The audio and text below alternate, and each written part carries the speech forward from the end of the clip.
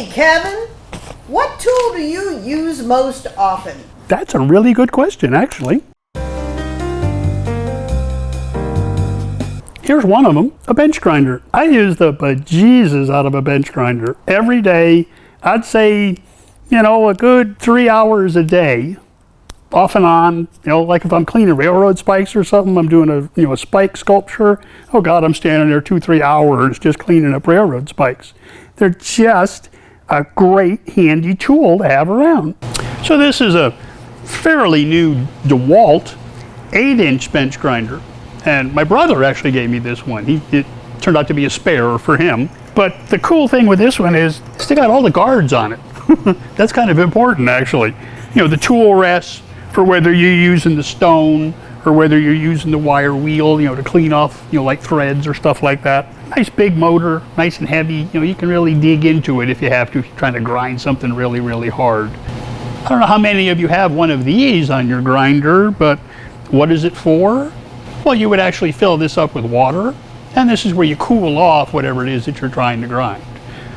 I find them kind of silly because I never grind anything that small, but it's a nice little feature to have. You're sharpening like a drill bit or something like that. That's a good way to cool it off as you go back to sharpening it again. But this one still needs to find a good place to live.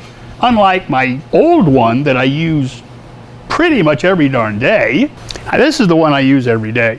It's an old Blue Point, so all you mechanics out there, this came off the Snap-on truck at one point or another. But how is this different from that big Dewalt over there? You can see right here and down here, there used to be a guard on there that would cover the stone, cover the wheel, so you're not getting sparks thrown all over the place, like back in your face. That got busted off at some point or another. And the wire wheel on this side, well, it's looking kind of sad, really, compared to the other one. I'm going to have to change that pretty soon. See, this is a change I made to this grinder that I actually think works pretty darn well. Is there was enough of the shaft sticking out that I could make a little adapter to go inside, and it would fit on that shaft, and then a little 4.5-inch flappy wheel, flappy disc from a bench or a handheld grinder, and I can put it right on there. So now I can grind things over here. And it's a much softer grit. The flappy wheel, flap disc here, I think is like an 80 grit. The stone, that's probably like a 2 grit. It's got some teeth to it. But that way I can do a little finer grinding on the disc itself, rather than having all the burr marks left over from the stone.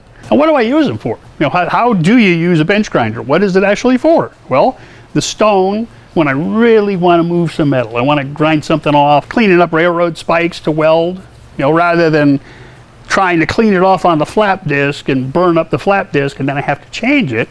Well, I can come over to the stone, get some nice shiny metal off of the stone itself. It lasts a lot longer. I can get a lot more work done with it.